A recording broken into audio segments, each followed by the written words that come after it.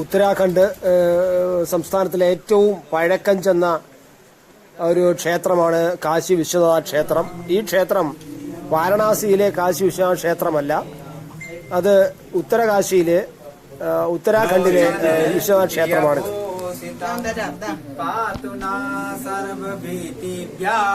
കാത്യായനി നമോസ്തുതേ ദേഹി സൗഭാഗ്യമാരോഗ്യം ദേഹി മേ പരമാം സുഖം രൂപം ദേഹി ജയം ദേഹി യശോ ദേഹി ദിശോ.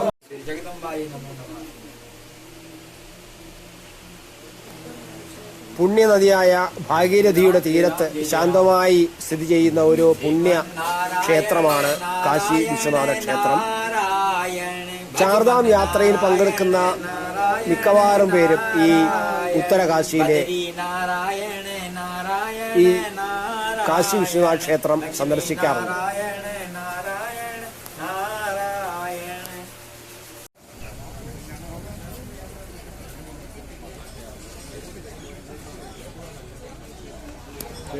തെക്കോട്ട് അല്പം ചരിഞ്ഞ ശിവലിംഗമാണ് ഈ ക്ഷേത്രത്തിലെ പ്രതിഷ്ഠ. അങ്ങനെ ശിവലിംഗം ഒന്ന് തെക്കോട്ട് ചരിഞ്ഞ് ഇരിക്കാൻ ഒരു പ്രത്യേക ഐതിഹ്യ കഥയും അല്ലെങ്കിൽ ചരിത്ര പുരാണങ്ങളും ഇതിന്റെ പിന്നിലുണ്ട്. എന്തായാലും ഭക്തർ വളരെയധികം ഇവിടെ എത്തുന്നുണ്ട്. പ്രധാനമായിട്ടും ചാർധാം യാത്രയിൽ പങ്കെടുക്കുന്ന പലരും ഇവിടെ എത്തുന്നുണ്ട്.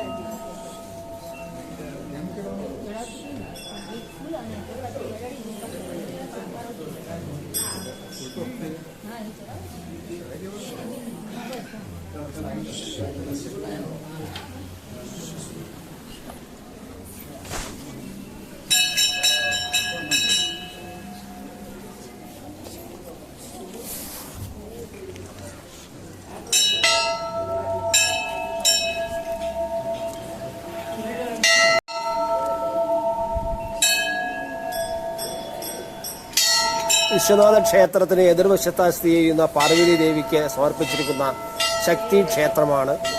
ഇവിടുത്തെ മറ്റൊരു പ്രധാന ആകർഷണം ഈ ക്ഷേത്രമാണ്. ഈ ക്ഷേത്രത്തിന്റെ നിർവചിക്കുന്ന സവിശേഷത 6 മീറ്റർ ഉയരമുള്ള ഒരു ഭീമൻ തൃശൂലമാണ്. അതാണ് നമ്മൾ കണ്ടത്. ആ തൃശൂലം നമ്മുടെ ഉണ്ട്. ഇത് ദുർഗാദേവിയുടെ നേരെ അസുരന്മാർ എറിഞ്ഞതായി വിശ്വസിക്കപ്പെടുന്നു. 1500 വർഷത്തിലേറെ പഴക്കമുള്ള ഈ തൃശൂലം ഉത്തരാഖണ്ഡിലെ ഏറ്റവും പഴക്കം ചെന്ന അവശിഷ്ടങ്ങളിൽ ഒന്നാണ്. രസകരമെന്ന് പറയട്ടെ, ഒരാളുടെ ശരീരത്തിന്റെ മുഴുവൻ ഭാരവും വഹിച്ചാലും തൃശൂലം ചലിക്കാൻ കഴിയില്ല. പക്ഷേ ഒരു വിരൽ കൊണ്ട് മാത്രം ഉയർത്തിയാൽ അത് ചെറുതായി കമ്പനം ചെയ്യും.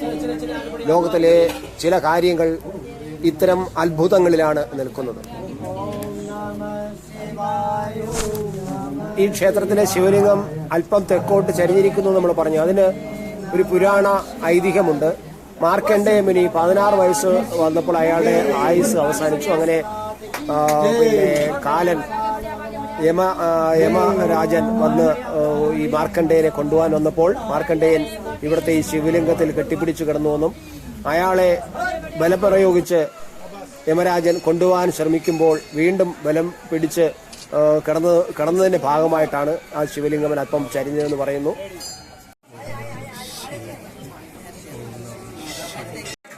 അതായത് നമുക്ക് ഇവിടെ വെച്ച് അമ്പലത്തിൽ വെച്ച് നമ്മുടെ സാറിന് വിജയ് സാറിന് ഫോൺ കളഞ്ഞു പോയി.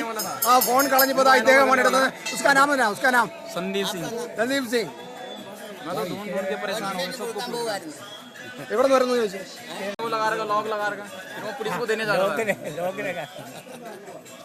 നമ്മുടെ വിജയ സാറിന്റെ ഫോൺ കളഞ്ഞുപോയി. അങ്ങനെ ഫോൺ തിരിച്ചു കൊടുത്ത ആളാണ് സന്ദീപ് സിംഗ് അല്ലേ? സന്ദീപ് സിംഗ് ആരോട് Sandeep Singh. Okay, thank you.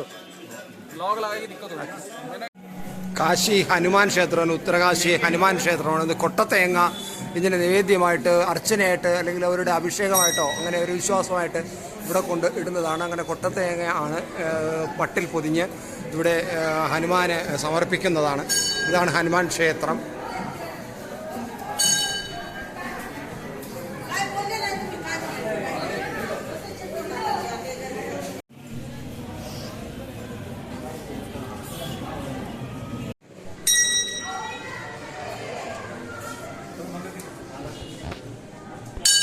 യാത്രാനുഭവങ്ങളും ദൃശ്യങ്ങളും കൂടുതൽ അറിയാൻ ത്രിലോക് ഭാരതി മലയാളം ചാനൽ സബ്സ്ക്രൈബ് ചെയ്യുക.